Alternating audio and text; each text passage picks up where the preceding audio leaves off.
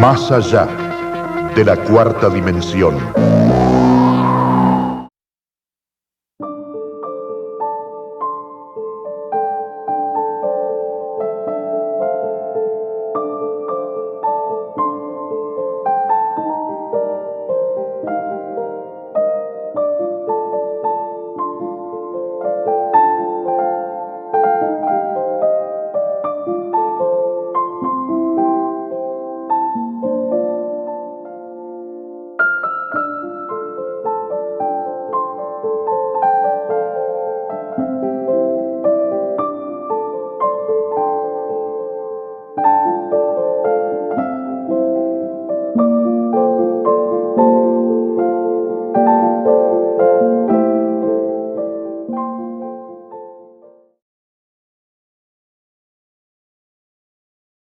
Bajo el título genérico de Conversaciones Esotéricas, vamos a iniciar hoy una serie de disertaciones que tienen por objeto abarcar todo el contenido esotérico, o sea, profundo, dinámico, que existe más allá de aquello que pueden percibir los sentidos y aún el entendimiento razonable, para llegar a las zonas más profundas en donde parece ser que existe algo supremo, divino, con el cual debemos establecer contacto.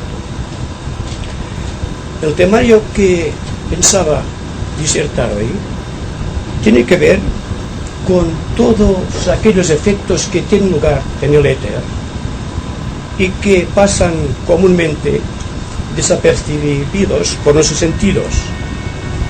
Es decir, todo aquel contenido vital que tiene que ver con todo cuanto ocurre en la naturaleza, incluidos los acontecimientos del mundo de los hombres, los adelantos científicos, las más elevadas concepciones filosóficas y todo cuanto constituye el arquetipo de conocimiento que debe realizar el ser humano.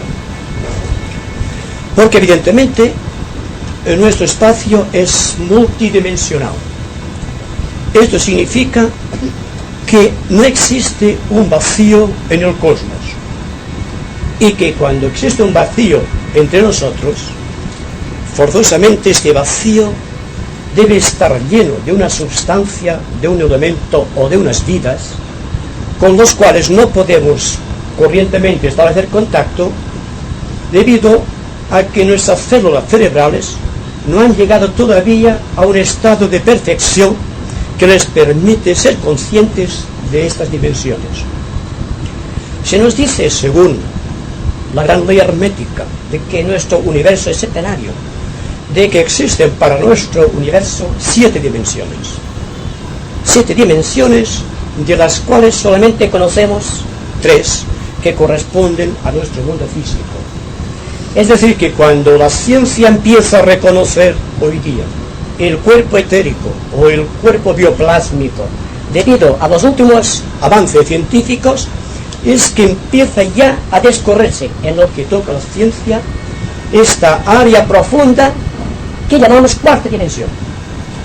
¿Qué es cuarta dimensión?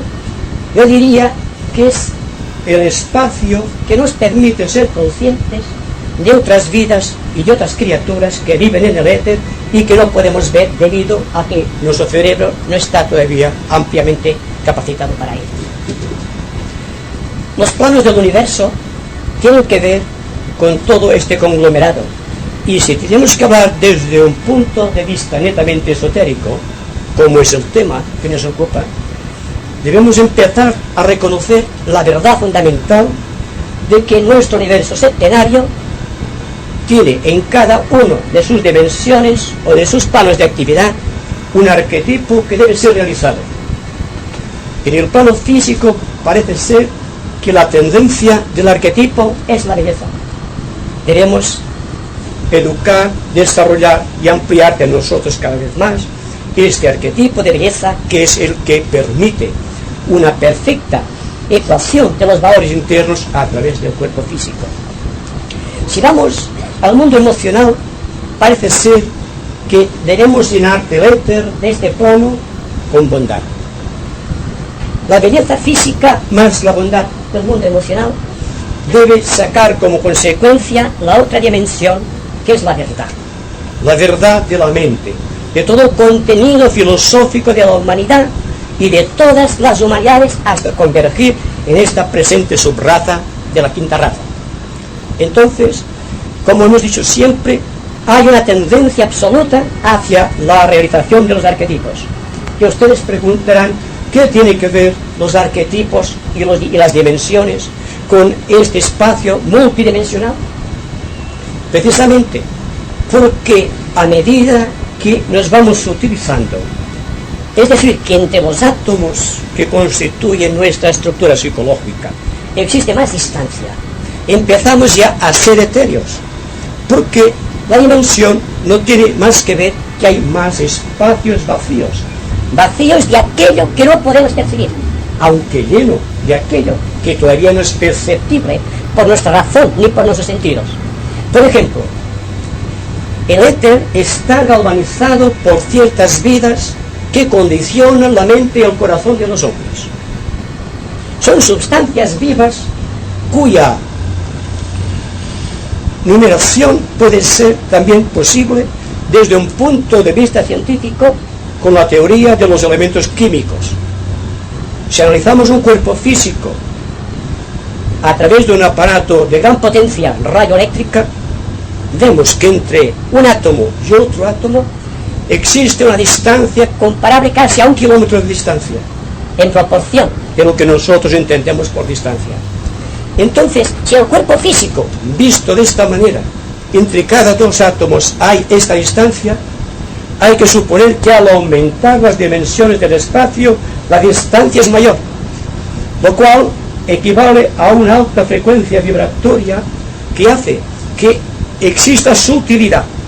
Esta sutilidad es la conquista de las dimensiones, aquello que debe revelar cada dimensión, hasta el punto de que si somos capaces de percibir, aunque solo sea en cierta medida, este aspecto multidimensional del éter, somos conscientes de otras criaturas conscientes que viven y tienen su morada. Por ejemplo, son reconocidos dentro de los elementos unas criaturas vivas conscientes que la ciencia esotérica asigna el nombre de elementales. Otras potencias que también cohabitan en el éter se les denomina ángeles o devas, y son perceptibles para las personas que poseen una alta sensibilidad psíquica o que tienen poderes mentales extremadamente organizados. No se trata de algo al azar.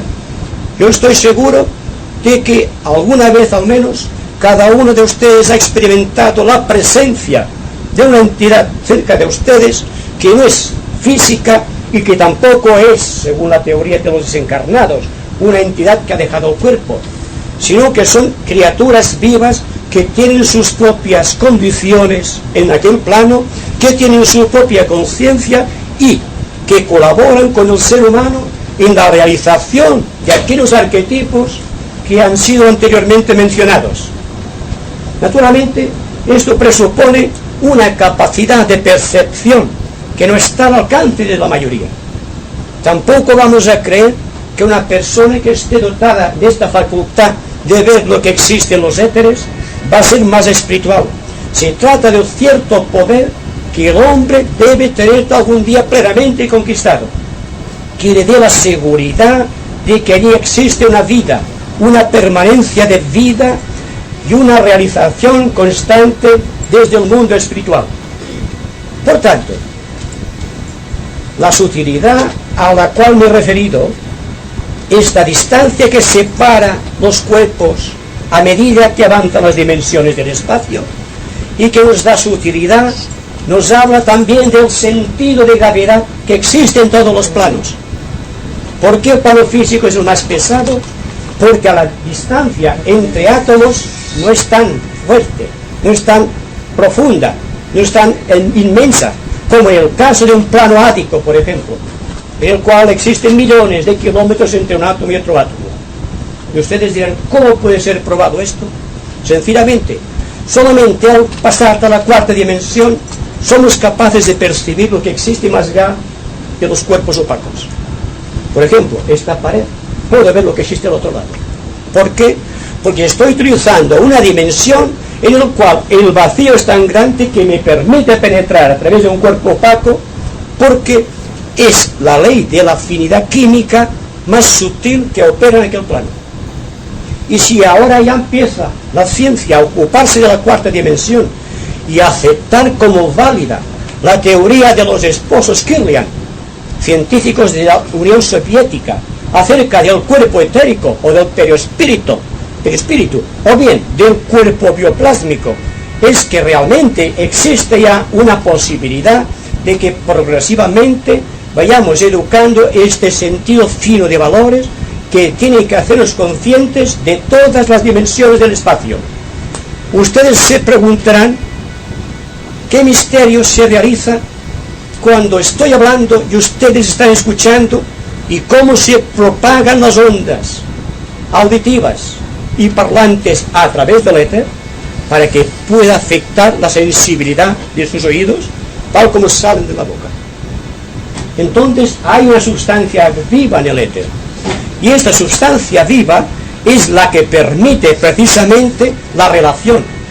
A medida que la relación se hace más sutil, cuando la persona está penetrando en zonas de alta sutilidad, entonces es consciente de unas formas de vida realmente extraordinarias. Se nos dice esotéricamente que el éter es la sangre de los dioses. Esta es una afirmación que merece nuestra atención más inmediata, porque también se dice que cuando la sangre circula dentro del cuerpo, no es sólida ni líquida, sino que es gaseosa. Solamente en contacto con el aire, la sangre toma el aspecto líquido hasta que se solidifica. Son cosas que nos hacen pensar que realmente aquellos grandes rishis de la antigüedad, cuando dijeron que el éter es la sangre de los dioses, tenían su razón, porque ellos veían que lo que permite la relación de los mundos, lo que permite la relación entre los planos, entre los reinos de la naturaleza y entre las distintas dimensiones del espacio, es simplemente éter.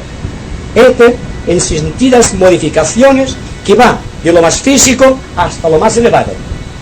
De esta manera, todo cuanto se precisa entonces es ser conscientes de estas dimensiones. Y el hombre de la nueva era tendrá que trabajar con las quintas dimensiones del espacio. La cuarta tiene que estar rebasada ampliamente cuando empiece a actuar la sexta subraza de la séptima raza, a fin de que exista la posibilidad de establecer contacto con criaturas de un origen desconocido, pero que parece ser tienen que ver con la evolución espiritual del ser humano. Me refiero concretamente a los ángeles. Naturalmente ustedes verán que no existe ninguna religión en el mundo que trate de establecer contacto con la divinidad que no haga un culto especial para los devas, o para los ángeles, o para los espíritus de la naturaleza, como en el caso del vudú. Porque todo cuanto hasta aquí entendemos como magia no es sino aquel sentido de incorporación consciente de aquellas entidades para provocar determinados efectos en el mundo físico. La magia, la teurgia y la goesia. Magia siempre es manipulación de la energía, en cuanto que la magia blanca es la teurgia. Opera con entidades elevadas de esos planos misteriosos del cual poco sabemos. En cuanto a la goesia o la magia negra, todos hemos oído hablar de esto a través del tiempo. No se trata de algo que digamos ahora. Yo de pequeño había oído hablar de mis padres de estas cosas, pero nunca había sabido yo que esto era algo científico y que no tenía nada que ver con la superstición, sino que existe un poder en los éteres del cual el hombre puede algún día extraer su significado y aprovechar esta potencia para crecer, precisamente para alcanzar el mundo de los arquetipos. Porque cada dimensión, cada plano, cada reino de la naturaleza, cada raza, tiene la misión de revelarte un arquetipo. Y este arquetipo parece ser que está agitándose gozosamente en los éteres más sutiles de nuestro sistema solar. Esto indica también que existe una responsabilidad para las personas sensibles que pueden establecer contacto con estos mundos, de no caer en el vicio que lleva su castigo de aquellos que, sin darse cuenta, se han convertido en magos.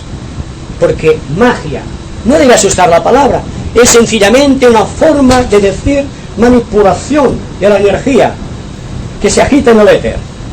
Desde el momento que sabemos que existen entidades, que existen criaturas vivas y conscientes en el éter, y cuando sabemos nosotros, cuando hablamos de contenido social, cuando hablamos de impresiones subjetivas, cuando hablamos de poderes psíquicos o de efectos parapsicológicos, estamos simplemente definiendo esos estados de conciencia de los cuales poco sabemos, pero que sabemos sí que existen. Entonces, el problema actual, el problema de una humanidad que está agonizando, de una humanidad que está tratando con todo su esfuerzo para salir de este atolladero social en que se haya sumergido, cuando trata de recuperar el prestigio, la paz y la potencia de aquello que tuvieron los primitivos pobladores del planeta, cuál era el contacto consciente con los poderes ocultos de la naturaleza, ahora, en el siglo XX, a punto de finalizar este y de empezar una nueva era, hay que empezar por tener presente que vamos a tener que ponernos en contacto con estas fuerzas, colaborar con estas fuerzas y hacer de estas fuerzas nuestras aliadas, a fin de realizar nuestra evolución más rápidamente. No existe aquello que esotéricamente llamamos iniciación, o sea, el poder de trascender la vida humana para pasar al quinto reino de la naturaleza, o sea, el reino de las almas, el reino de la liberación, sin antes haber establecido contacto consciente con estos misteriosos elementos invisibles. Y naturalmente preguntan cuáles son estos elementos invisibles que no podemos ver, pero que a veces hemos sentido. Una señora me decía el otro día, estaba descansando y sentí como si pasara por mi mejilla el ala de un ángel. Naturalmente yo no sé si los ángeles tienen alas, solo sé que son entidades conscientes.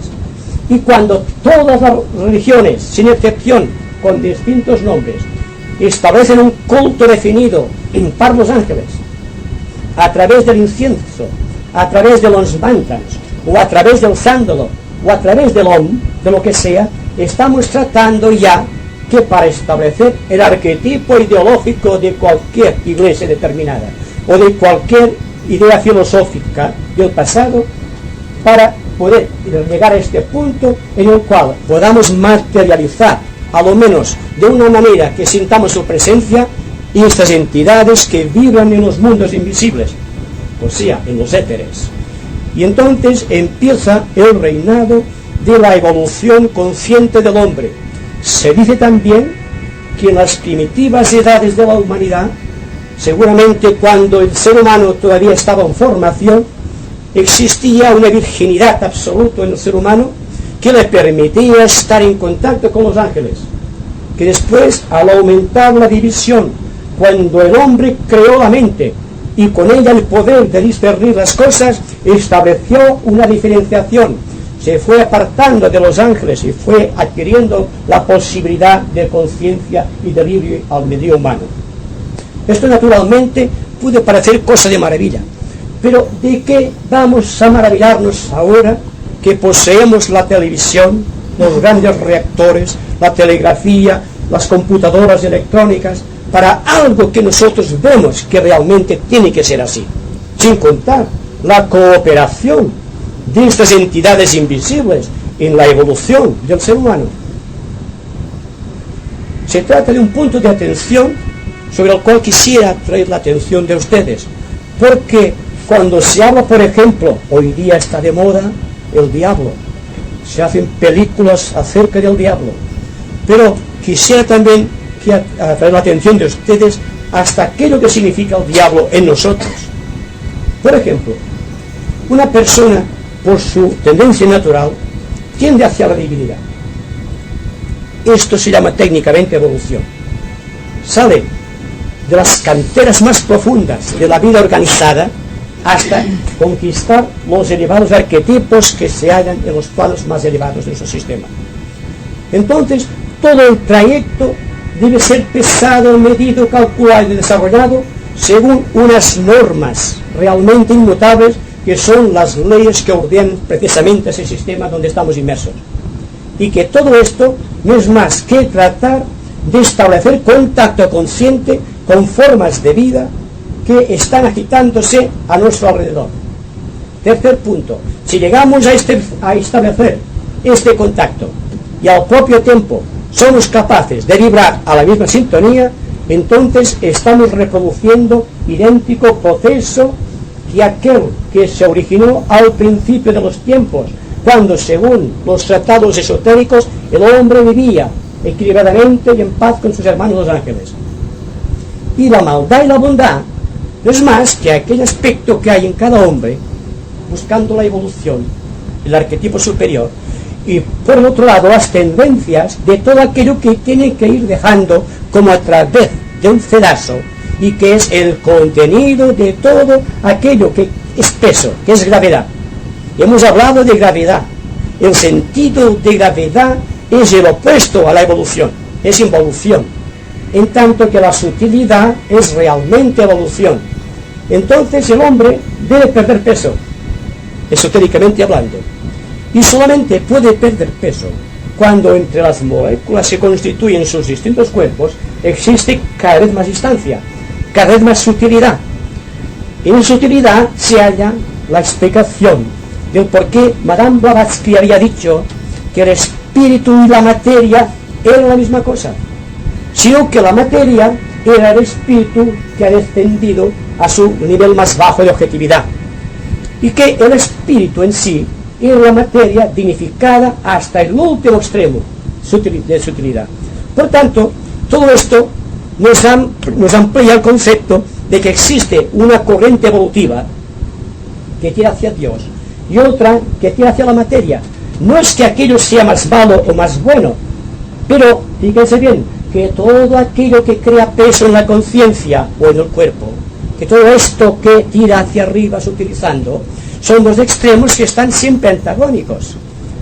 Esotéricamente, a la parte que pesa se le llama el guardián del umbral, o el guardián de los misterios, el guardián de la iniciación.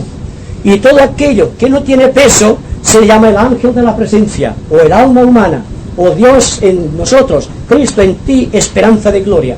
Entonces, en medio de esta lucha está crucificado el hombre. De ahí precisamente el símbolo de la cruz.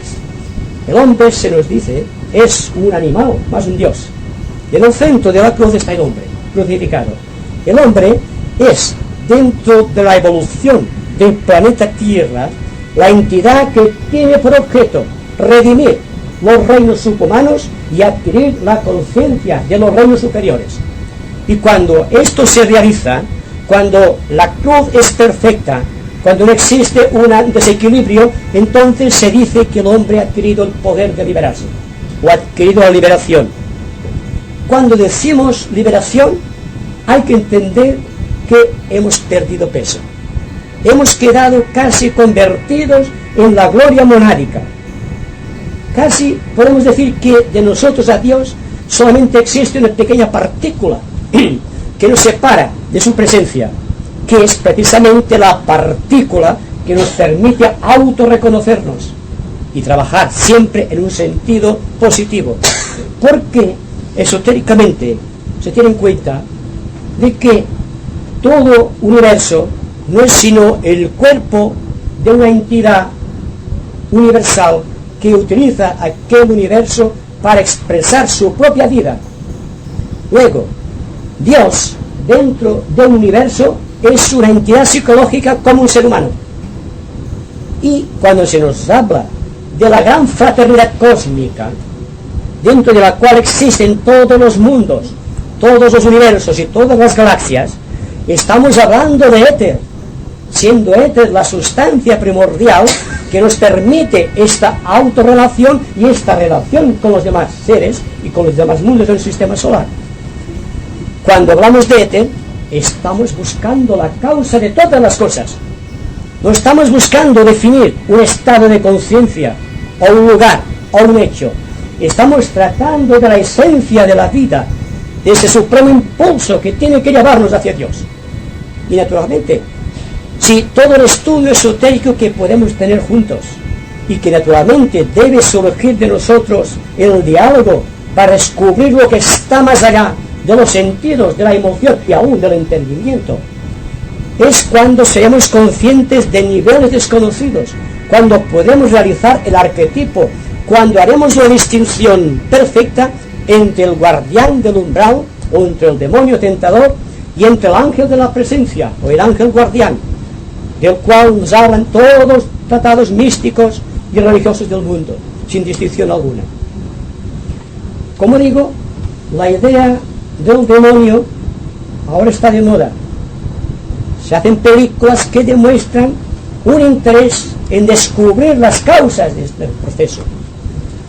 Precisamente a través del tiempo y siguiendo un proceso de reincorporación, estamos siempre a través del proceso místico del karma o de la ley de causa y efecto, de cargar nuestros vehículos con sustancia de los tres mundos. Y este peso específico es el que impide la coordinación inteligente con los mundos invisibles y el que impide que nuestra mente pueda funcionar en alturas de alta sensibilidad y que nos está arrastrando por el suelo debido a la propia ley de gravedad. Siendo así, el demonio, esta ilusión que, fíjense bien, no solo es la entidad que hemos creado a través del tiempo, a través de los actos punitivos, de aquellos actos reprobables, de aquello que hemos realizado mal, o aquello que hemos omitido pudiendo realizarlo. Todo esto es el peso específico que impide la elevación del alma. Todo este contenido es una sustancia eléctrica, por así decirlo, que está cargando los éteres que nos circundan y que transmitimos unos a otros de la misma manera que nos transmitimos los microbios que causan las enfermedades. Si admiten ustedes como válida esta teoría de que de la misma manera que nos transmitimos por relación simpática los virus de las enfermedades, hay que admitir también, porque la analogía es la base de nuestro sistema, de que realmente también nos estamos transmitiendo aquellas energías que fluyen de nosotros cuando el cuerpo psíquico está cargado o cuando la mente no funciona adecuadamente. Entonces es fácil suponer que el ambiente donde existen criaturas conscientes con la capacidad de apropiarse de nuestras energías, constituyendo formas de pensamiento o formas emocionales, formando verdaderas nubes psíquicas que están conturbando el ánimo de la humanidad y están impidiendo realizar los arquetipos. Entonces sabremos de la responsabilidad que tenemos de no cargar los éteres, porque de la misma manera que Cristo decía que el hombre es responsable no solo de las palabras que haya dicho ofensivas, sino también de las palabras inútiles, porque esto está creando en el éter las semillas de descomposición psicológica de la raza. Basta que se fijen en los ambientes. Cuando entren ustedes en algún lugar donde se haya pensado mal, ustedes sentirán el impacto. Si van a una iglesia, la que sea, notarán un aura de paz creada por el sentimiento de fe de muchas personas. Y si penetran en un santuario perdido en los montes, donde solamente existe un santo en oración, sabrán también de la gloria de Dios. ¿Por qué? Porque Dios está en todo. Pero por la ley de peso de gravedad, es justo y lógico admitir que solamente donde hay pureza existen ángeles, y donde existe impureza existen demonios, no siendo entidades, no siendo formas objetivas tal como han sido supuestas, sino como estados de conciencia permanente de la humanidad que no han sido todavía destruidas por el poder de la voluntad de nuestra vida psicológica, y que nosotros hemos creado estas formas, y al crear estas formas somos al propio tiempo los creadores y los que sufrimos las consecuencias de su acción.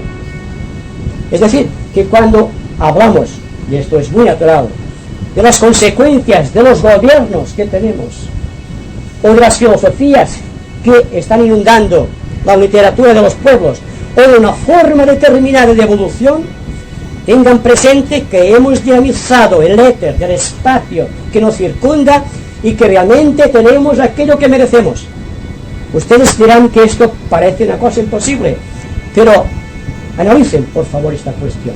Es necesario que seamos conscientes del poder que tenemos, de la cantidad de energía que desarrollamos, de los elementales que creamos o los ángeles que invocamos. Y cuando hablemos del demonio, no le creemos una figura antipática como la que tenemos del principio de los tiempos, sino pensemos que la forma puede ser realmente horrible, pero es una forma creada con la sustancia de nuestros pensamientos y de nuestras emociones. Así que no critiquemos al diablo, critiquémonos a nosotros, y cuando estemos en un proceso diabólico, busquemos la paz, y el diablo desaparecerá. Perdamos peso, y el guardián desaparecerá. Reaparecerá el guardián de la lumbre seguramente en una etapa superior de trascendencia absoluta, cuando al llegar a cierto punto donde solamente hay que atravesar una puerta para ver y realizar un arquetipo determinado, veamos ante nosotros el guardián del umbral por un lado, el ángel de presencia por el otro, y que tengamos que pasar por el centro. Entonces se verá si realmente nos atrae más la forma del guardián del umbral o del demonio tentador, o si estamos insuflados por el poder y la gloria del ángel de la presencia. Esta distinción que llegará a todos nosotros en cierto periodo vital de nuestra vida espiritual, psicológica, debemos empezar a encararlo ahora, con la teoría de las fuerzas que vibran en el éter, por el dinamismo de los espacios intermedios, por aquel poder que existe, que hace que una persona sea santa y que la otra sea malvada. Esto es, ahí está la cuestión de todo el esoterismo. Tratar de resolver el dilema que existe en los éteres, tratar de conquistarlos, de dinamizarlos con una vida más suprema, más desbordante, más vívida, más noble. Siendo así, el problema del demonio desaparecerá. Entonces quizá el problema inmediato sea el contacto con los ángeles. Ya directamente empezar una nueva civilización basada en la fraternidad, lo cual todavía no ha sucedido, porque se habla mucho de fraternidad, pero evidentemente no existe. Existe una opresión, existe siempre el egoísmo humano, y este egoísmo es el verdadero demonio, el diablo. Y cuando se nos habla de exorcismo, pensemos que se trata de una actividad supremamente científica, que nadie tiene que ver con la superstición, con el atavismo, con la tradición de aquello que nos enseñaron de pequeños, sino que es algo latente que surge de nosotros y que nosotros mismos podemos resolver, que podemos evitar y que podemos crear nuevas situaciones en un mundo oprimido por la desesperación y el sufrimiento.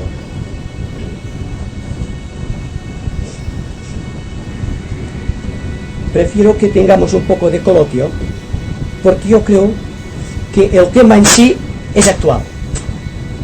Evidentemente, siempre ha sido actual. El problema del hombre para la humanidad es siempre actual. Pero hemos llegado a un punto, dentro de la órbita de las conclusiones personales, en que realmente precisemos quizá de aclarar este punto, para no caer como en el pasado hemos caído en la tradición, de abarcar el asunto de una manera totalmente nueva.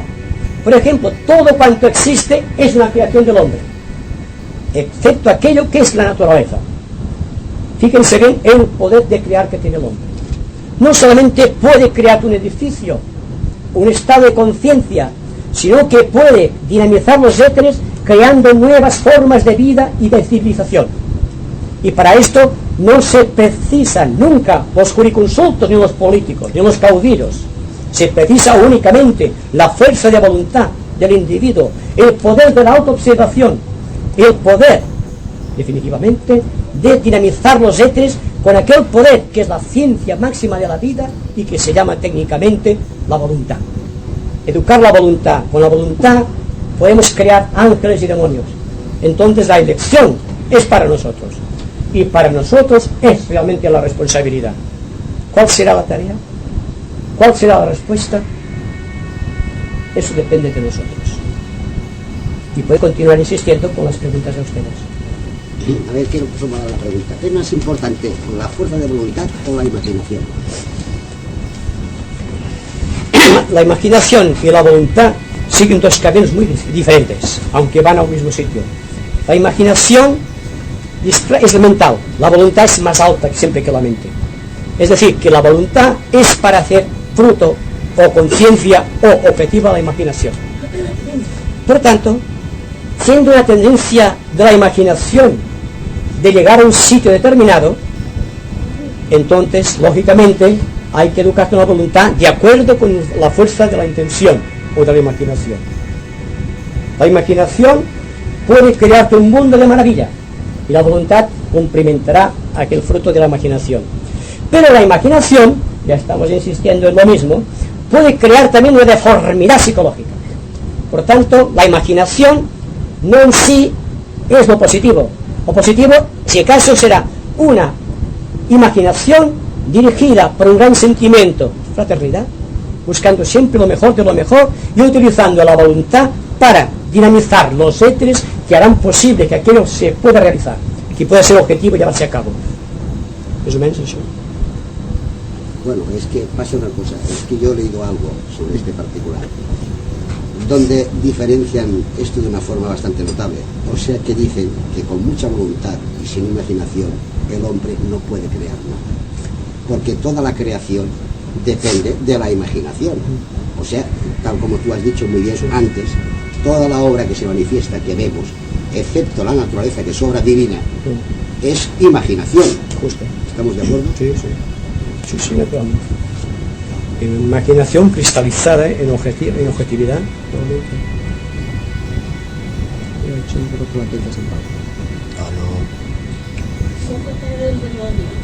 comprendo, si puedo el demonio yo comprendo, que es nuestro propio cuerpo, con sus vicios, pasiones y malas inclinaciones. Seguramente parte del demonio.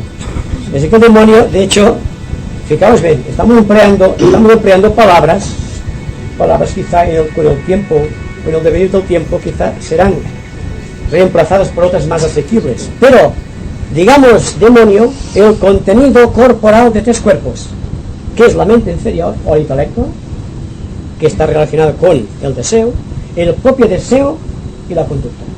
Ahí está el demonio. Pero el demonio no debe asustarnos, porque nadie se asusta de sí mismo. Pero la imaginación puede crear, puedes utilizar este demonio y convertirlo en un ángel. Ahí está el problema. No es que no exista el demonio, lo que pasa es que no existe tal como hemos supuesto siempre. Existe una forma permanente que nosotros hemos creado a través de las malas inclinaciones del tiempo, de lo que hemos encontrado, de lo adquirido, del fruto amargo del karma del pasado. Pero en el presente, y siempre debemos hablar en términos de presente, estamos tratando de deificar el proceso, divinizarnos hasta el punto en que todas las tendencias queden transformadas en algo superior, dados el sentido del magnus opus de los antiguos alquimistas de la Edad Media, que realmente lo que buscaban era transmutar el metal vil de los cuerpos inferiores en la gloria pura de la mente superior. Por tanto, todo ese proceso lo sabemos porque lo hemos leído, y todo el misterio ha sido llevado a un punto en el cual somos conscientes de que realmente podemos hacerlo, y como podemos hacerlo, la responsabilidad es lo por qué no lo hacemos. Es que has tocado por encima solamente el exorcismo, Y yo algunas veces he pensado, ¿cómo es posible que si una persona tiene ciertas convulsiones producidas por X cosas, cómo puede ser que cualquier exorcista pueda sacárselo en un instante o en una actuación suya, pueda sacarle si es producto de sus errores, si es producto de sus inclinaciones materialistas o lo que sea, cómo puede sacárselo en un momento, todo un proceso psicológico de aquella mente? Creo más bien que le asusta y nada más. ¿Se dan cuenta de la pregunta? Bueno, entonces vamos a tratar ya de aunar esto con lo que hemos dicho anteriormente. El exorcismo es magia, y la magia tiene que ver con la sustancia que vive en los éteres. Hemos dicho que el hombre ha creado en los espacios, en el éter que circunda los espacios, una forma positiva o negativa. Cuando la persona ha creado de sí misma, ha elaborado una cierta cantidad, una cierta forma de mal, este mal se adueña de la persona. No es que sea el demonio aparte, lo ha creado, más la intromisión de todas aquellas partículas dinamizadas por otras personas que responden a aquella actitud. Y como está sin defensa aquella persona, entonces el mal, por alguna obertura del cuerpo etérico, penetra en ella. Y entonces se dice que el demonio se ha adueñado de aquella persona. Realmente ha sido una potencia etérica formada por la humanidad y que ha encontrado en aquella persona un punto de anclaje. Entonces, el exorcista debe ser un mantra. Hay un mago utilizando mantras. ¿Qué es el mantra? El mantra es un sonido especial que disuelve en el éter la sustancia maligna. Pero tengan en cuenta también que el mago negro utiliza mantras para atraer sustancias negativas, lo cual hace que el proceso sea todavía más oscuro, más complejo. De ahí que el exorcista debe trabajar con magia negra cuando se trata de querer infundir el mal, porque también se hace así. Pero cuando trabaja con magia blanca, entonces disuelve el mal a través de la fuerza de voluntad. ¿Que por qué? Porque la voluntad es el mantra más la fuerza espiritual de la persona, que puede galvanizar los éteres y disolver las sustancias de mal de aquella persona. Ahora bien, que se hace bien o no se hace bien, tal como lo vemos en las películas, eso es aparte. Estoy hablando de magia depurada, estoy hablando de Goetia. Yo creo que ninguno de nosotros debemos estar interesados en la magia negra, porque la teurgia es la que interesa al ser humano.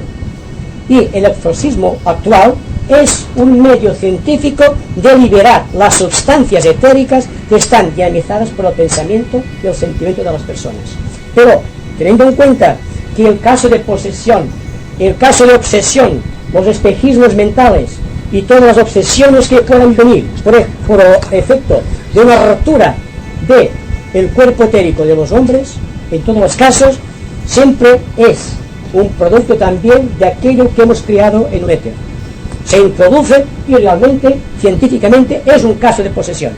Entonces el proceso, y a veces muy largo, es de hacer que los éteres vayan saliendo y vayan adoptando la forma que tenían antes o disolviéndolos por efecto de unos mantras especiales. En todo caso, antes que curar, más vale prevenir. Porque si estamos dando las razones por las cuales podemos prevenir el mal, no hay por qué tener que luchar para restablecer el bien, sino que la forma más positiva de luchar contra la Goetia es practicando la teurgia. Es decir, practicar la magia blanca es lo que nos libera de la magia negra. Y toda magia negra ya tenemos el problema del demonio, y la magia blanca ya tenemos el problema del ángel. Ya tenemos el problema del bien y del mal dentro del corazón del hombre. Por tanto, todo está dentro del corazón del hombre. No hay algo que esté fuera de nosotros. Solamente existe algo que es la divinidad que nos está atrayendo a través de los arquetipos superiores. Pero por lo demás, estamos realmente protegidos para que el mal no pueda adueñarse de nosotros. Es siempre deliberadamente que el mal se introduce en nuestro cuerpo etérico. Siempre es deliberadamente que el mal se posesiona de nosotros. ¿Cuándo? Cuando no obramos adecuadamente, correctamente, según las leyes de la naturaleza. Entonces, si tenemos en cuenta esto, vemos que si somos capaces de restablecer el orden, el equilibrio perdido, solamente existe en nosotros el ángel de la presencia. Prontitud todo servicio, capacidad inteligente para reaccionar ante los acontecimientos, capacidad de donación, vida activa, proceso de voluntad, dinamizando positivamente los éteres. Entonces, la ciencia del exorcismo nada tiene que hacer. Solamente cuando el mal se ha apoderado de la humanidad es cuando hablamos de exorcismo. ¿De qué? ¿No? Ya un chico.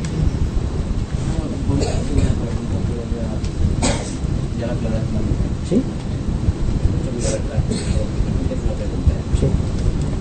Tú has hablado, por ejemplo, bastante ritualista también, o de la parte mental, digamos. Ahora bien,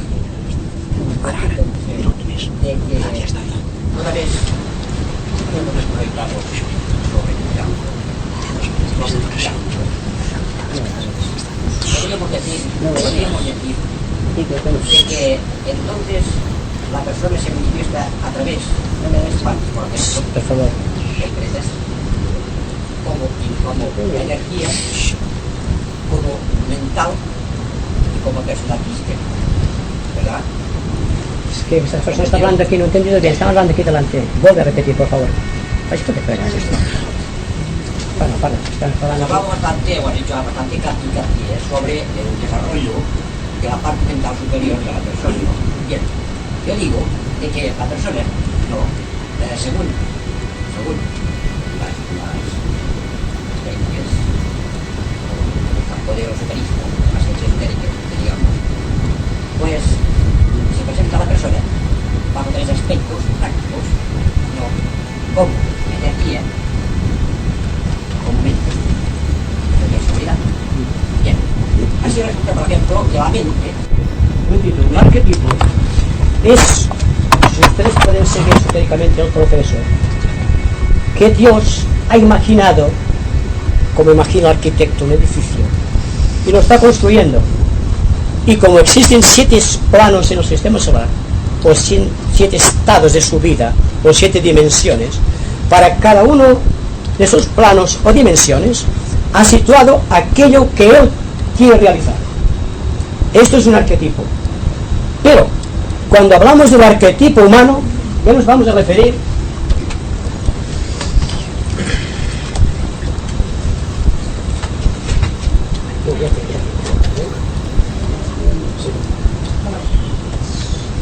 bueno,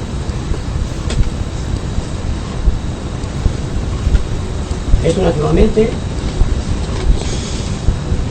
es lo que decías tú, es decir, la mente, aquí le pones energía, yo le pongo emoción, es igual, y aquí le pones tú o materia, digamos, o conducta, bueno.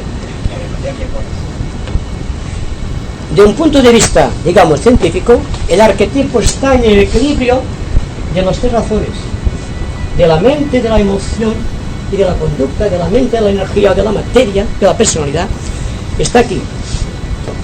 No podemos realizar el arquetipo porque no sabemos el plan de desarrollo de este arquetipo.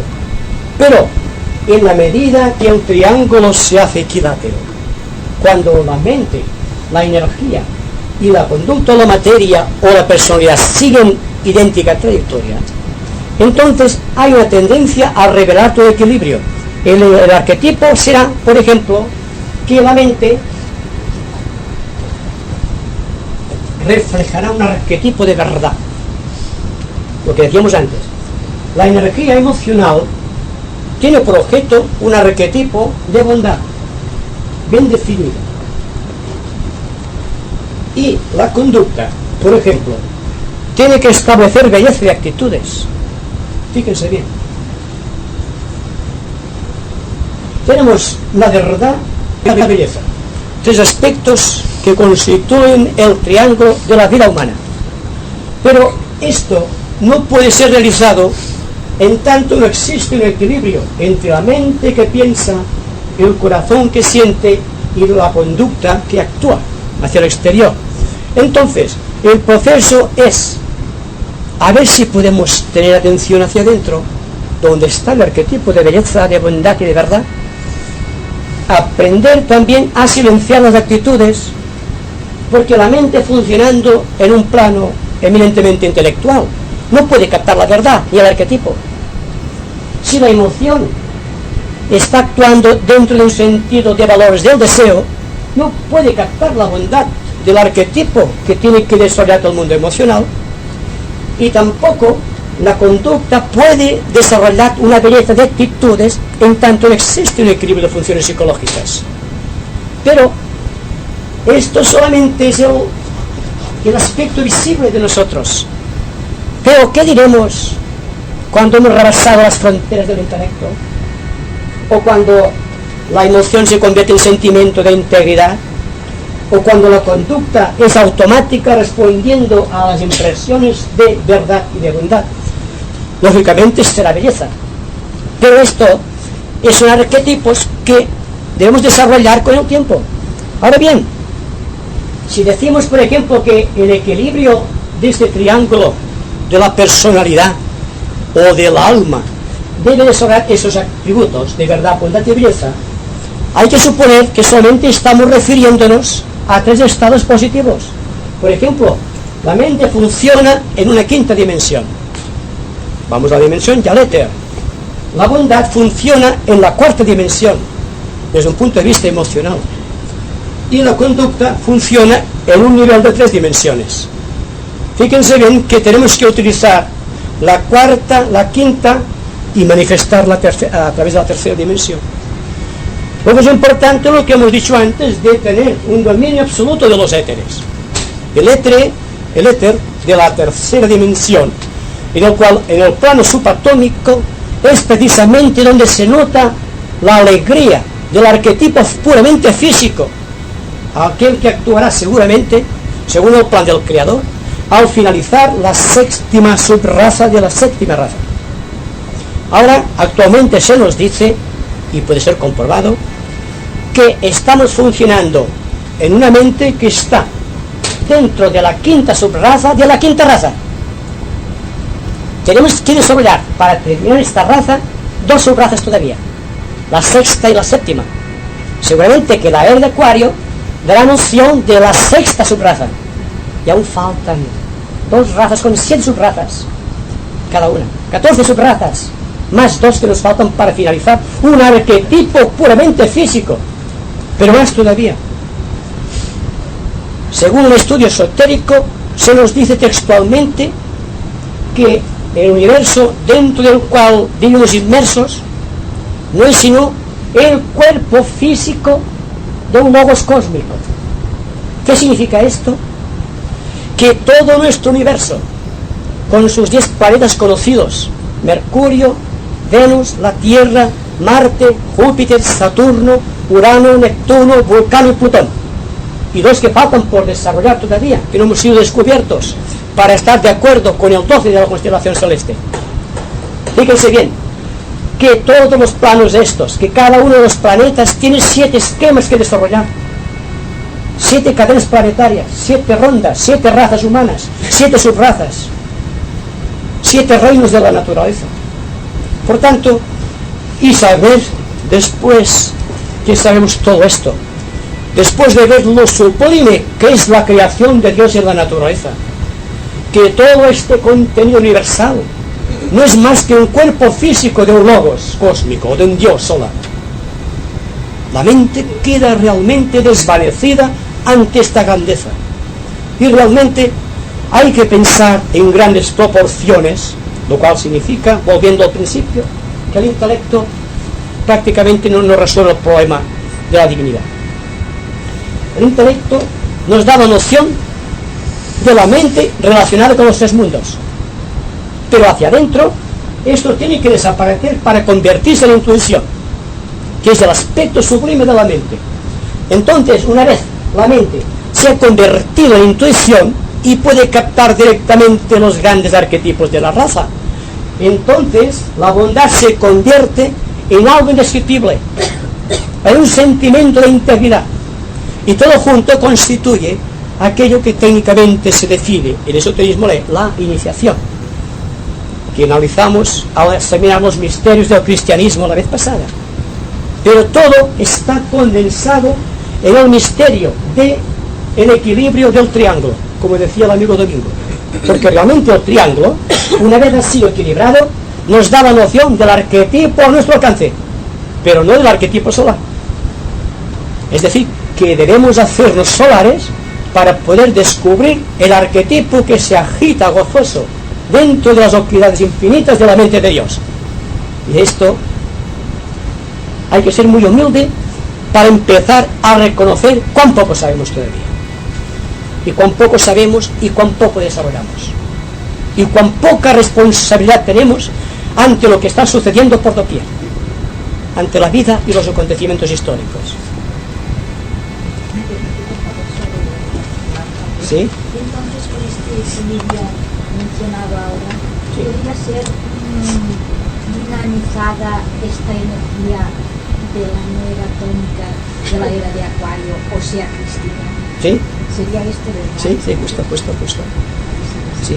Porque cuando hay equilibrio, hay un dinamismo natural que se proyecta hacia los éteres en todas direcciones. Entonces hay un dinamismo creado por un equilibrio. Yo me pregunto, cuando existe equilibrio, ¿dónde está el diablo? ¿Se dan cuenta cómo es científico y filosófico al mismo tiempo? Solamente cuando no existe equilibrio es cuando hablamos del diablo. Solamente cuando la mente está oscurecida por el intelecto es cuando se hace el razonamiento del ser o del no ser. ¿Se dan cuenta, dentro de una escala de valores filosóficos, la inutilidad del libre albedrío? Fíjense bien. Si el hombre tiene el libre albedrío de decidir, es porque no es perfecto. Porque siempre está ante el dilema de elegir esto o lo otro. Pero ¿qué pasará cuando la mente sea plenamente intuitiva? Es decir, que puede captar directamente los grandes arquetipos de la raza. ¿Dónde está el libre albedrío? Se hace esto y está bien. Y se hace bien siempre, porque no vamos a discutir si está bien o mal. Solamente el intelecto tiene la duda, o el deseo tiene la duda, pero no la intuición ni el sentimiento de integridad. El proceso está aquí.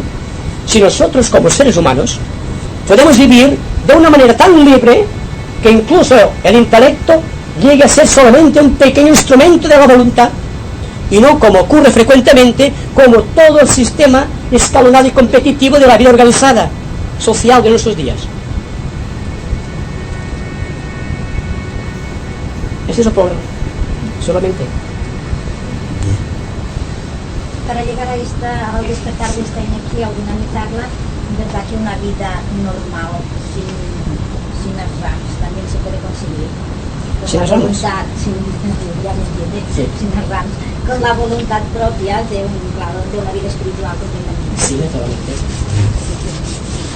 Arrams, como sangre llevado. Has hablado... Sí, me- a mí- me- has- me- me- fue una pregunta, ¿no? Que habitual. No, Com que s'ha acaba parlat la allà. pregunta. Sí, que parlava.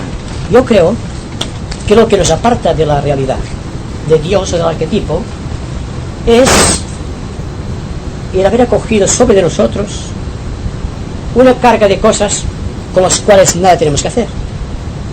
Es decir, que la mente, cuando funciona a su pleno ritmo de integridad, es cuando es muy sencilla, muy vulnerable, no tiene autodefensa, está abierta completamente a la vida, y entonces en esta abertura la verdad pasa constantemente por esta mente y la convierte en la sede o en el recipiente o en el cáliz de la intuición. Pero nos han enseñado de pequeños a competir, a tener algo, a suspirar por una meta. Naturalmente estamos pensando en metas, en objetivos, y estamos edificando estructuras constantes de la mente, y en tanto estemos edificando una estructura intelectual, la verdad se escapa. No la podemos comprender, la verdad, sí. Comprenderemos un concepto de verdad, o una pequeña verdad, o uno de los fuegos menores de la naturaleza. Pero la verdad no la podemos conocer, a menos que la mente esté tan abierta, como veis al principio, tan separados los átomos de la mente el uno del otro, que por allí, por aquellos grandes intersticios, se filtra la intuición, o sea, el arquetipo, o sea, Dios en nosotros. Lo mismo en el mundo emocional. Hemos de ser algo en algún mundo para autorreconocernos.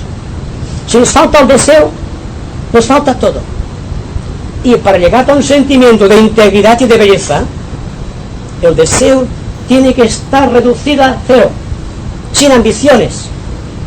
La ambición no es para los amigos del espíritu, ni para los discípulos de una rama. Yo digo que la rama es para todos los seres humanos. No es para un grupo de elegidos, es para toda la humanidad. Por tanto, funcionamos siempre de una manera inadecuada, de una manera inestable, de una manera caótica. Y así no podemos producir a nuestro alrededor ningún canon ni ningún arquetipo de belleza. Al contrario, estamos inmersos en las sombras de la noche que nosotros hemos creado. El arquetipo precisa para revelarse un corazón casto, una mente sencilla y una conducta recta. Y es un desafío a la integridad espiritual de todos y cada uno de nosotros, que vivimos en el centro de una humanidad agobiada por el egoísmo y la incomprensión y la ignorancia. Y todo el proceso de la vida de la humanidad no es sino este paso que debe ir del diablo al ángel. El paso que va, este vacío tremendo que existe entre el guardián del umbral y el ángel de la presencia, es la evolución. Por tanto, desde un principio de los tiempos estamos luchando contra el diablo y estamos buscando el ángel de la presencia. Así que estamos viviendo, y ahora cuando hablamos del diablo nos parece que es una cosa extraordinaria, pues desde el principio de los tiempos, desde que tenemos mente que funciona, desde que estamos psicológicamente organizados como individuos, estamos traficando con el demonio constantemente. Estamos también suspirando por el ángel. Así que estamos proyectándonos en el éter, tratando de realizar en el éter el arquetipo de la propia perfección, que es la tarea inmediata de los servidores de la humanidad. Lo demás, cuando un grupo muy numeroso de individuos han realizado el arquetipo, es cuando florece una buena civilización. Es cuando la raza da de sí lo mejor que tiene. Es decir, técnicamente está realizando el arquetipo de aquella subraza o de aquella raza. Y todos podemos contribuir al desarrollo de nuestra propia subraza para alcanzar la raza más profunda dentro de la subraza que estamos evolucionando. Justo, integridad.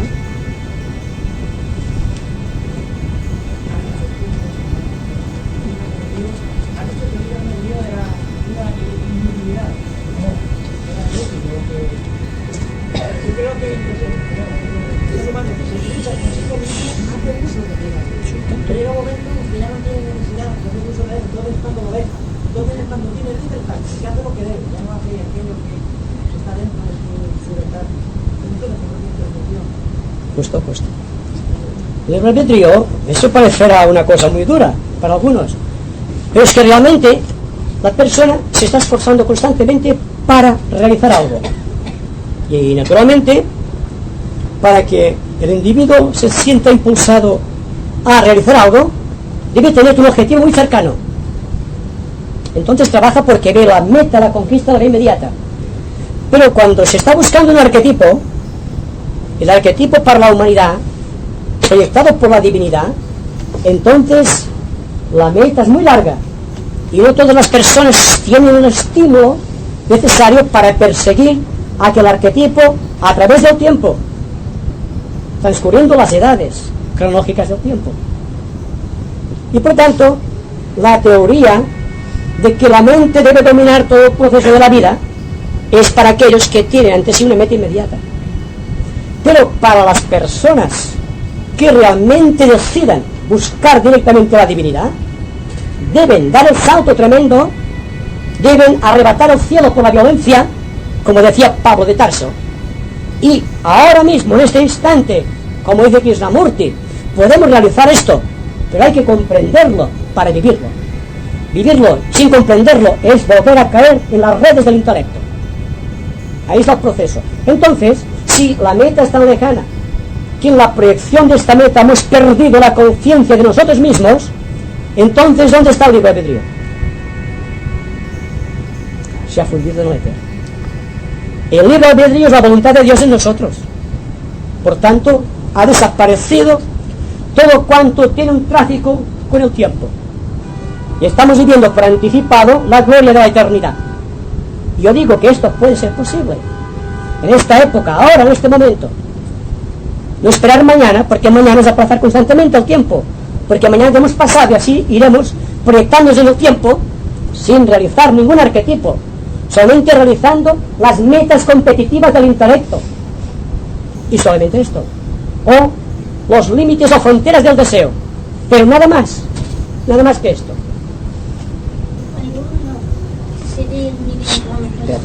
Espérate hermana, espera, por favor, espérate, que va por turno esto, espérate un segundo, por favor, tu hermana. No, la de atrás. Usted, sí, que había pedido antes. Cuando este triángulo no se realiza y el éter está lleno de átomos diferentes, buenos y malos, pues según se desprende de la conducta humana y del egoísmo que cada día tiene más y de los vicios, es que hay más átomos malos que buenos, y llegará un momento que en la nueva raza serán los buenos los que tendrán superioridad y todo el mundo cambiará. Yo solamente puedo decirlo, y esto sí que es, no vamos a contar los átomos buenos y malos, porque esto es imposible, pero voy a hacerle una noción. Representa que hay muchos más de malos. Sí, un momentito, queda usted. Fíjese bien, vamos a analizar esta reunión que estamos inmersos nosotros. Durante todo el rato ustedes han mantenido una atención extraordinaria. Durante ciertos momentos, el silencio es absoluto. ¿Dónde están los átomos? Cuando el silencio es absoluto. Se han disuelto en el éter. ¿Por qué se nos habla místicamente del silencio?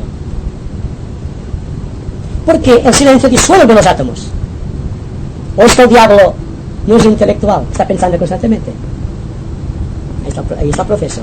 Entonces, más que buscar, por ejemplo, el número, es qué capacidad creativa tenemos nosotros. ¿Cuántos átomos no colaremos a través del silencio y vamos a destruirlos a través del silencio? Ese es el problema. Es decir, que ahora estamos en silencio. Fíjense bien, estamos en silencio y verán la fuerza que se libera en el silencio.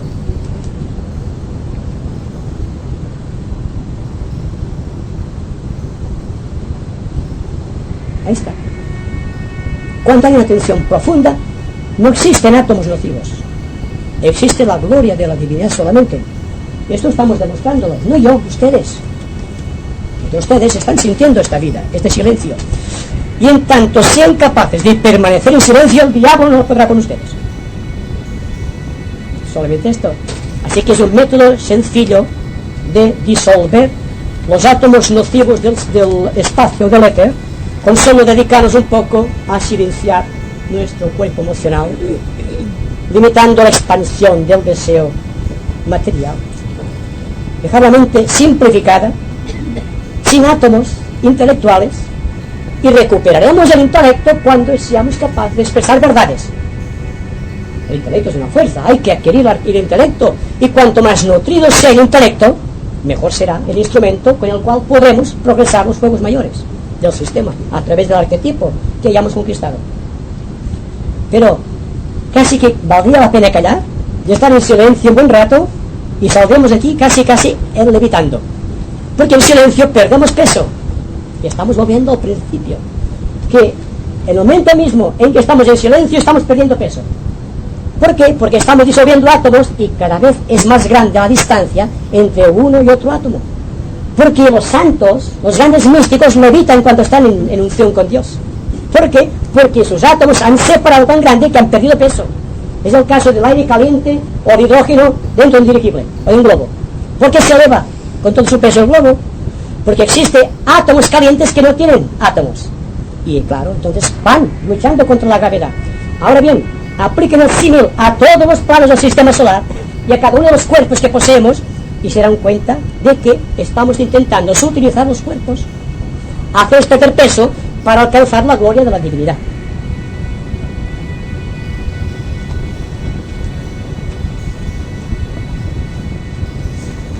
Estaba pensando en que ciertas cosas que nos parecen un poco pesadas, como el mundo de los deseos, a que nadie se atreve a vivir, es el que evita o es el que provoca el retraso.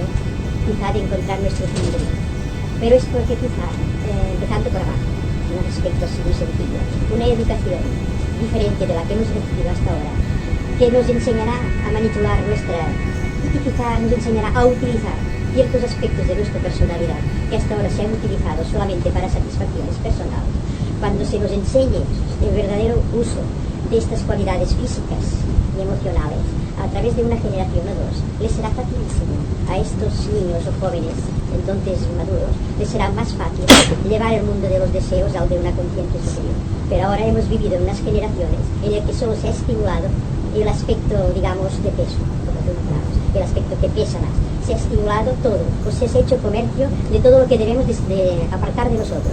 Entonces el mundo vive sumergido en estos aspectos y solo somos unos cuantos que queremos avanzar, pero vivimos inmersos en esta sociedad todavía. Por eso espero que habrá una educación salida de personas que tengan la mente sana y ocasión de utilizar unos conocimientos nuevos para educar a las nuevas generaciones, que creo que el equilibrio de carácter será lo primero que tendrán que conseguir. La emoción, o sea, los aspectos sensoriales, tendrán otros fines, porque serán ya educados para otros fines de lo que han sido educados hasta ahora. Es dificilísimo que ahora la humanidad encuentre su equilibrio. Ha vivido sumergido durante siglos en un caos erótico, en un caos solamente de sensaciones, de egoísmo. En tanto, por eso la gente encuentra que hay más vicio o menos vicio. No habrá nada de esto. Habrá que se utilizarán las cosas, creo yo, de un modo normal. Y esta normalidad llevará a una más fácil elevación. No sé, por eso cuando Krishnamurti decía que hay que perder la voluntad, muchas personas creían que había de ser un tonto, una persona dejarse llevar continuamente sin pensar que antes tenía que llegar a esta perfección, antes de perder la voluntad. O sea que me gustaría explicar un poco mejor este aspecto de la voluntad, porque muchos no creían esto que creían, algunos que escuchaban a Krishnamurti en Suiza, que tú sabes que muchos creían que decía que no había que tener voluntad y que había que dejarlo todo, porque entonces cuando hablaría la divinidad. ¿Cómo puede hablar la divinidad si tenemos un cuerpo que está educado, tenemos un cuerpo educado? Bueno, se dice... La educación creo que hay mucho que hacer. Bueno, en la educación depende también de la capacidad de los educandos. Educadores, es otro cantar. Hay que educar a los educadores para las nuevas técnicas y para las nuevas humanidades que surgirán en el futuro, que exigirán más de la vida que hemos exigido nosotros y que también serán más responsables en razón de sus exigencias. Pero la voluntad en sí, como el poder de realizar las cosas, no es naturalmente el pasivismo, sino el quietismo tampoco es esto. Antes, la persona santa, la persona mística o reputada como mística, era aquella que estaba en silencio y se pasaba el día en oración. Pero esta oración, sin un concepto no intelectivo, pero sí lógico de la vida, le da una fruición al sentimiento de la divinidad en sí. Es decir, que el silencio es la capacidad de síntesis, en el cual el intelecto se convierte solamente en un instrumento de la voluntad y no en la meta de la humanidad. Entonces, existe una característica realmente bien definida, yo diría de síntesis, que permite saber lo que es la voluntad aliada al intelecto, o lo que es la voluntad de Dios actuando cuando la mente está realmente vulnerable, no pasiva, vulnerable, vacía, eternamente vacía, creadoramente vacía. ¿Por qué? Porque una mente vacía puede ser llenada de la gloria de Dios, en tanto que una mente intelectual solamente puede estar llena de ideas. ¿Se dan cuenta de lo que es la idea y de lo que es la simplificación arquetípica de la vida? El proceso está aquí, en este punto. Pero estamos aferrados al intelecto como a los conceptos tradicionales y a los sistemas educativos, porque somos responsables de los sistemas educativos, porque es nuestra necesidad absoluta la que crea la civilización. La cultura de un pueblo es esto, es la capacidad que tiene el individuo de exigirle a la vida aquello que precisa, no mendigando, sino exigiendo. No podemos saber el poder de la voluntad dinámica o fuego de la divinidad si no sabemos el fruto del sacrificio.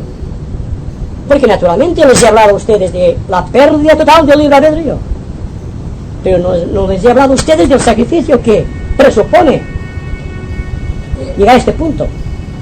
¿Cuántos años de lucha para perder la personalidad, para hallar el arquetipo? Constantemente inmersos en un mundo en conflicto, siendo del mundo, pero sin pertenecer al mundo. El proceso es este. No sabemos por qué en los evangelios y en la Bhagavad Gita, en la Biblia sabemos todo.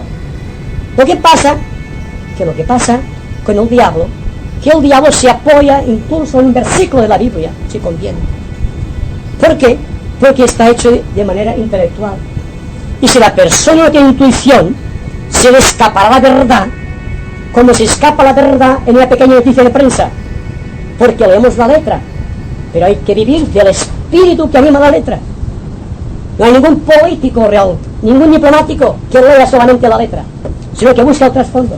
Y me pregunto, ¿por qué no podemos ser políticos del entendimiento superior? Verdaderos diplomáticos del carácter para entendernos con las gentes. Y cuando hablamos de educación, como decía la señora, somos nosotros responsables de la educación de nuestros hijos, porque no hemos sido responsables de la propia educación.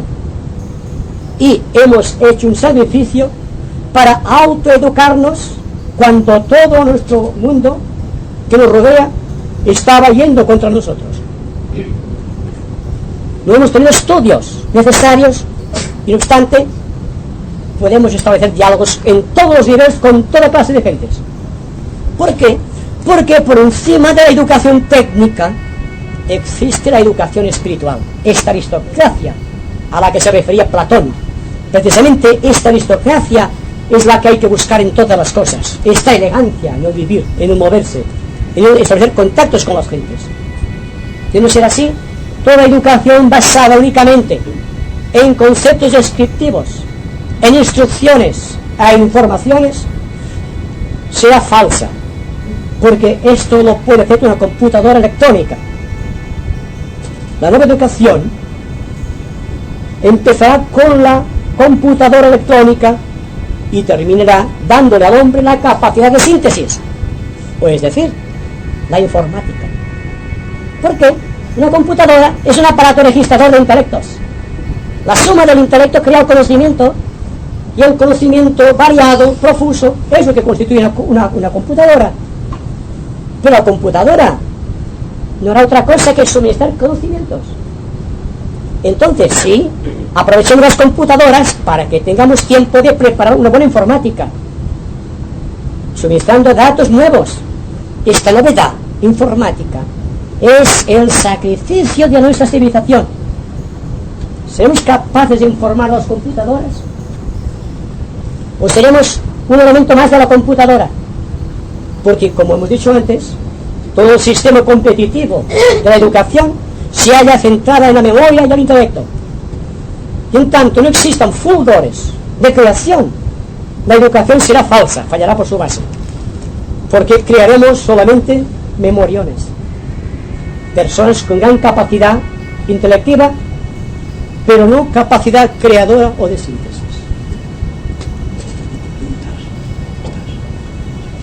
Un momento, ara molt bé això.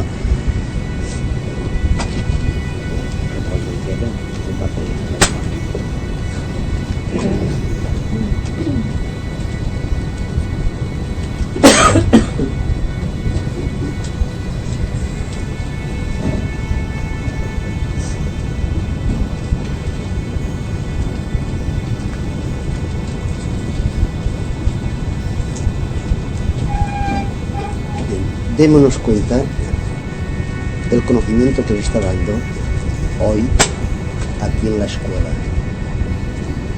Y, claro está, debo de manifestar mi alegría y mi gratitud a los que van viniendo a expresar su conocimiento con esta humildad, con esta nobleza para todos. Pero ahora bien, dentro de lo que se ha manifestado, cómo al día de mañana será la cultura y cómo el hombre trabaja para ser como una computadora para que vaya dando conocimientos, yo debo de deciros, no es que saque al hermano, no, cuidado, descanse un momento, sino que yo debo deciros que el conocimiento de mañana, esta escuela lo tiene preparado para que cuando vengan hermanos dando lo que es saber la luz del conocimiento, se pueda empezar aproximadamente un día de fiesta a las 10 de la mañana y terminar al cabo de 4 o 5 horas y después continuación. Eso quiere decir que, tal como dice, hay que preparar. Sí, hay que preparar. Ya voy preparando, pero no llega el momento de esta preparación, si no es que vengan hermanos como él, dando la luz, para poder dar luz al mundo, para que el mundo siga con luz, para este conocimiento de la nueva era en la cual nos lleva a que todos podamos tener conocimiento, porque ahora parece que tenemos conocimiento, pero ignoramos el verdadero conocimiento, porque solamente lo recogemos por etapas. Y es preciso a lo que se ha manifestado, es preciso que lo recojamos a caudales, porque claro, se ha manifestado también la cuarta, tercera, segunda y quinta dimensión, y yo debo decir que podría manifestar cuando, dentro de estas manifestaciones he dicho, junto con un hermano así, la sexta y séptima dimensión, porque para mí, he de decir que el espíritu y el alma, dentro de su quinta dimensión, lleva la sexta y la séptima. No puedo deciros nada más, sino que esperar, tal como ya os he dicho, que pueda juntarme con hermanos así de luz, para empezar a las 10 de la mañana, y entonces, entre la dualidad, veréis cómo sale la luz. A raudales, porque no hay contrariedad dentro de la unidad, sino que todo es armonía, y hemos de buscar esta armonía para que todos, a una, vayamos en acordes a la luz. ¿Alguna pregunta para ahora?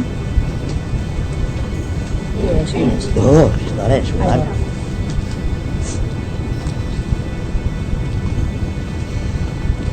Quiero preguntar, amigo Bertrand, esta nueva era, ¿qué es para nosotros?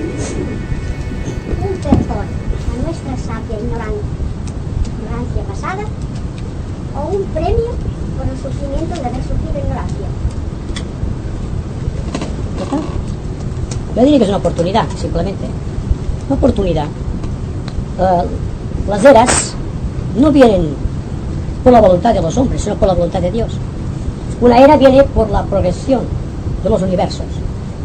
Cuando determinados planetas inciden en una franja del cielo por donde debe atravesar la Tierra, se crea lo que llamamos el dinamismo de los espacios interestelares. Y aquella fuerza dinamizada por ciertas entidades psicológicas de elevada trascendencia se le llama simplemente una era. Conocemos las eras del pasado y vamos adelante hacia el futuro.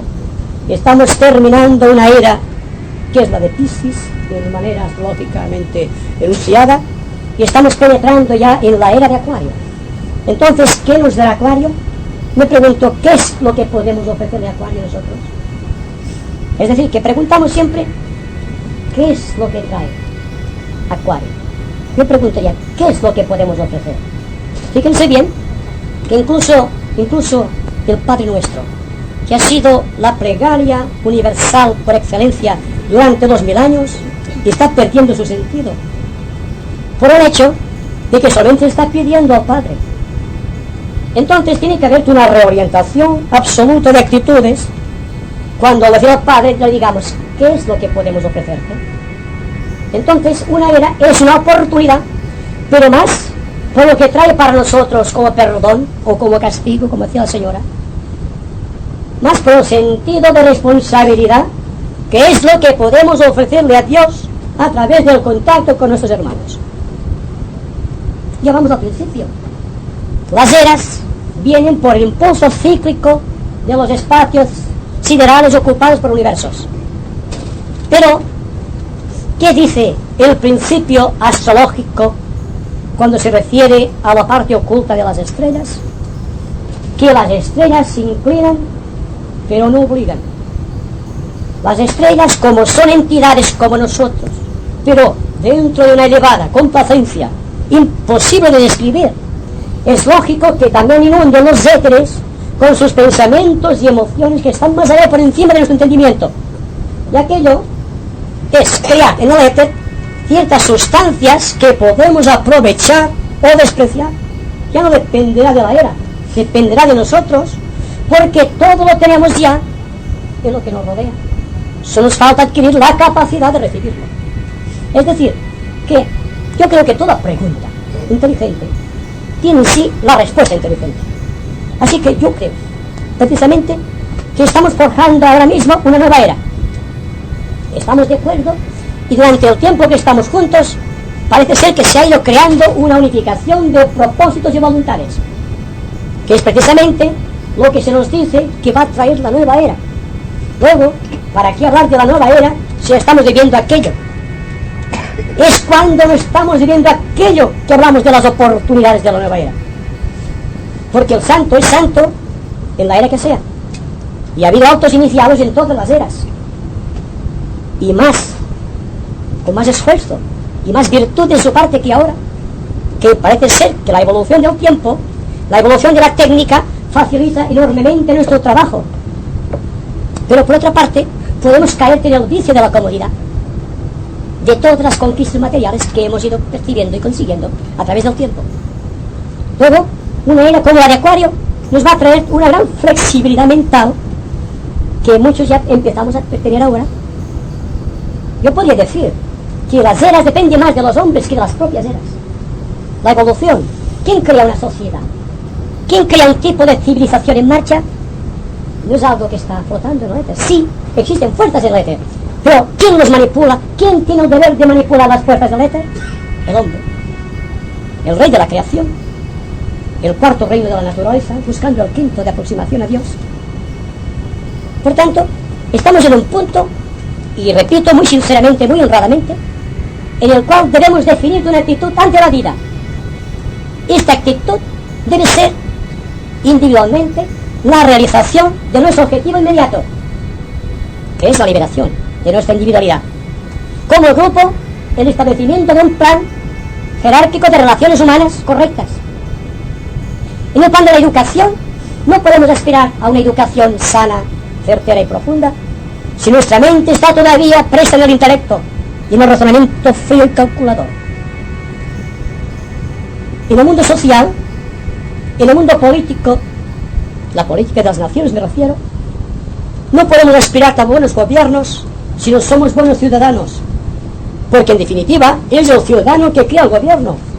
Yo me pregunto, ¿por qué estamos criticando los gobiernos y no los autocriticamos? Hay la tendencia a querer poner el peso de la vida sobre los demás y no sobre nosotros.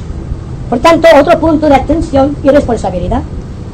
En vez de criticar, autoexaminémonos, autorreflexionemos y busquemos una seguridad espiritual y proyectemos esta seguridad a nuestro alrededor, que es la única manera de crear relaciones humanas de simpatía correctas, lo cual todavía no sucede, porque ahí estamos bien en silencio y todos estamos de acuerdo que somos hermanos y que la única ley que impera en el universo es la fraternidad. Y cuando salimos en la calle, si nos pisotea alguien, ya estamos reaccionando de nuevo. Entonces eso significa que solamente es un barniz. Nos hemos pintado por encima, nos hemos empolvado simplemente de eternidad. Pero en contacto con el mundo caemos en el horror de siempre.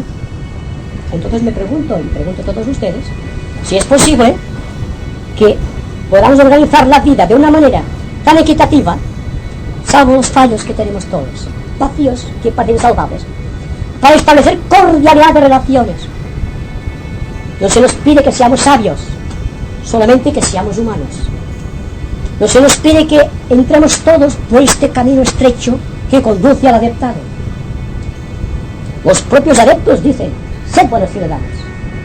Porque ¿cómo podemos ser buenos discípulos y buenos maestros si no somos buenos ciudadanos? Ese es el problema. Siempre estamos con este problema. To be or not to be, that is the question. Siempre estamos en el mismo punto. que todo lo que pasa somos nosotros, que todo está en nosotros y que la única manera de salvación para la humanidad es galvanizar los éteres que nos circundan con el dinamismo de la acción correcta. Solamente esto. Por favor, parece que hay alguna opinión de que ya ha empezado, o sea, el descenso de la materia ya ha sido y que ahora ya se va subiendo. A mí yo hago esta pregunta. A mi parecer no. Me parece que todavía la humanidad no está en su vida, ¿verdad? ¿A usted qué puede decir? Pues mira, la prueba está aquí. Esto es la evolución. La evolución es un árbol. Y en tanto el árbol exista, habrá esto. Es que podemos nosotros criticar las raíces. ¿Sí? En las raíces está toda la ciencia del árbol. La involución está aquí. Pero ¿qué haríamos sin involución? Tiene que estar un estado permanente de involución para que nosotros podamos aferrarnos a la vida material, donde realizamos la evolución. Ahora bien, fíjense bien que estoy hablando de energía. Entonces, la energía de la involución, que está constantemente en la humanidad, está ascendiendo en forma de savia o de corriente hasta los grandes frutos de la humanidad, que son los maestros de sabiduría.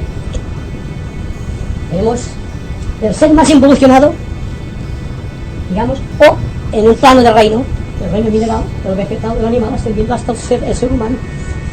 Es decir, que la evolución y la involución se complementan. Pues ¿qué podemos nosotros dejar de que el círculo de la vida solamente? El círculo es completo. Una línea que desciende menos y otra que asciende, pero constantemente. Quiero decir la humanidad en general. Sí, sí, sí. El globo Sí, sí. terrestre que dice que ahora ya vendrá a subir la evolución. Pero hay una tendencia, sobre todo para los esoteristas, de criticar, por ejemplo, las personas más evolucionadas, que están, según la teoría, en las partes más bajas del árbol de la humanidad. Pero es que resulta que todo gigantesco árbol de la evolución se apoya en las raíces. Fijaos, fíjense bien, cuando nacemos, estamos creando un círculo que conduce a la muerte. Salimos del misterio, damos una vuelta infinita y volvemos al misterio. El misterio es la muerte, pero es al mismo tiempo el nacimiento. A ustedes, cuando la rueda del nacimiento le llaman involución, y hasta el corriente que asciende a la evolución, es igual. Pero el círculo nunca deja de funcionar. Como nunca deja de funcionar la rueda de Sánsara, de muerte y nacimiento. En tanto exista necesidad de la creación de manifestarse en cosas creadas, existirá la ley de muerte y nacimiento. Ahora, ustedes dicen, ¿y si evolución y nacimiento? Es una forma de evolución la involución.